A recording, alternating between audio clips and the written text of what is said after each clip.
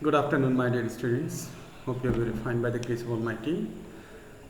Though you are passing a very dangerous time due to the pandemic COVID-19, but yet we have to be with our usual activities, our studies. So we are trying our best to help you out in this area. For this purpose, I am here today before you to conduct a class for you on your English second paper on topic narration. Dear students, today's class is a practice class. That means in my prior classes I discussed about on the rules of narration, best narration, and today I am with a practice sample to try out your learning, whether you have learned all those rules of my prior classes.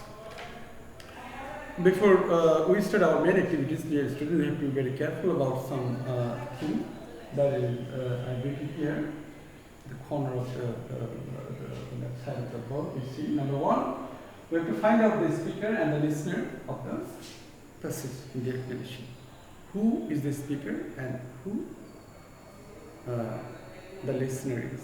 That is who the speaker is and who the listener is. You must be sure about that. Number two, we have to find out what types of sentences and what tenses have been used in the sentences in the recorded speech. Remember, we must be able to understand what types of sentences and what tenses have been used in the sentences in the recorded speech.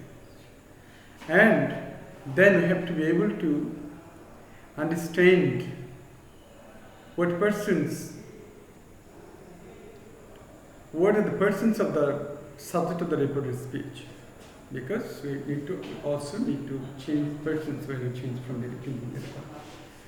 Then we have to be careful while changing reporting verbs, because reporting verb changes into 10, 12 different types depending on the relation between the speaker and the listener. Then we have to try to understand what rules of passage narrations to apply here. Remember, there are many general rules of narration, but for passage narration there are some special rules, and I already have taken classes, given you classes on the rules, and if you have learned those, I think you learn. Now, please let's see. Let's try to change the speech, the narration from written. More, let's see what we can do. Let us read out the best first. Have you got your name short? The teacher said to Mark. Here, the teacher asks a question. So the repeating verb will be in the declaration asked. So according to the rule of passage narration, when the repeating verb, the line of the repeating verb is the end of the recorded speech, we have to bring at the beginning of the sentence when changing from the. No, I have forgotten. You see, when there is no, we say replied in the negative, but I reply in the negative according to the rules of passage. And you see, sir, for sir, we write respectful. So again, we have to change the person of the sentence of the recorded speech, the subsequent recorded speech, and we have to be careful about changing the tense, because with the present perfect tense, present perfect tense, this will change to past perfect tense. Remember, that is very bad. That is very bad. This sentence, when that as pronoun comes at the end of at the beginning of a sentence in direct narration, it changes into, it becomes it in indirect narration. It will be, it was very bad. You must be more careful about neatness and cleanliness. You see, must, when must refers to some obligations, then it changes into had to. So we have to be careful about the smart, we have to be careful about that. A lot of things we have to be careful about, know how to change, you have to be careful about the word, how to interpret this.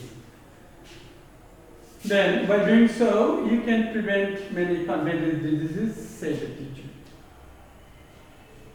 Sorry. You must be more careful about neatness and cleanliness in the sentences. And then the last sentence is, by doing so, you can prevent many contagious diseases, said the teacher.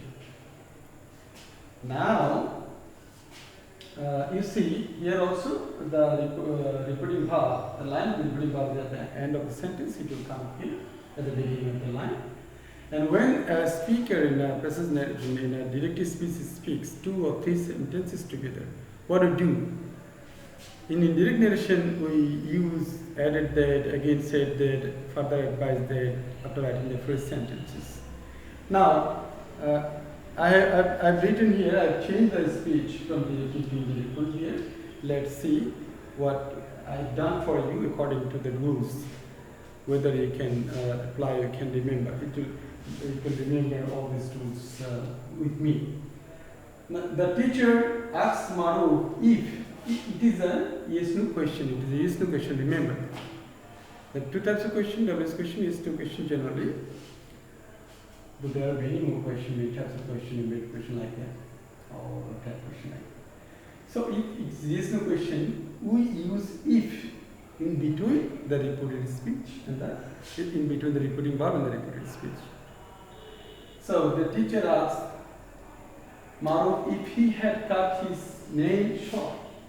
Cut, the verb is a present form, past form, and past participle. 3 forms are same. Cut his nail short. Maru, you see, Maru respectfully. For the word sir, I have used here, I have written here respectfully.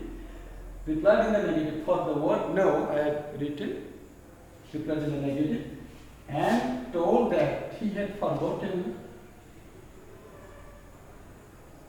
The teacher commented that, or said that, it, you see, I have written it was very bad, it for that, according to the rules of presentation.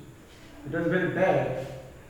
Since the speaker has spoken 2 or 3 sentences together, from the after the first sentence, I followed the rules. He advised him that he had to be, here the word must have changed into had to be. Because it refers to obligation, it means obligation. Had to be more careful about neatness and cleanliness. The last sentence, he again advised. Here, why advised?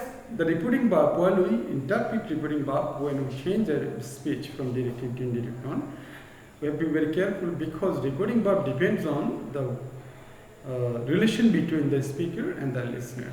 So, since this is a relation between a teacher and a student, so you had better change it into advice.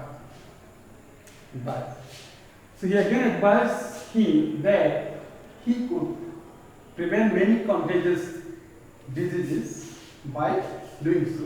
By doing so, he said the beginning of the sentence, I have wrote it here. It is more logical. It is audible, melodic, logical, colloquially, if I put it here. So, dear students, I think you have understood this passage, the interpretation, this change of passage from direct to indirect.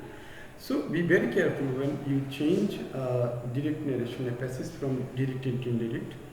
You have to take into consideration all these facts, whether you understand what type of sentences are there, what tenses have been used there, what persons are there to change, what rules of presentation there to apply, and how to interpret the repeating verb, all these things, and whether you understand, whether you find out the speaker and the listener clearly. If you take into consideration all these things, all these facts, I think it will be very much easy for you to change a direct speech or narration to indirect one. So please practice, carry on practice. I think if you practice more from your textbook, you will understand. It will be far much easier for you. So dear students, for your further understanding, I would like to suggest you work on some easy items from pages 145 to 147 of your textbook, please. Dear student, thank you very much for watching this class with attention. I will utilize and make the best use of this class. Thank you again. Allah Hafiz.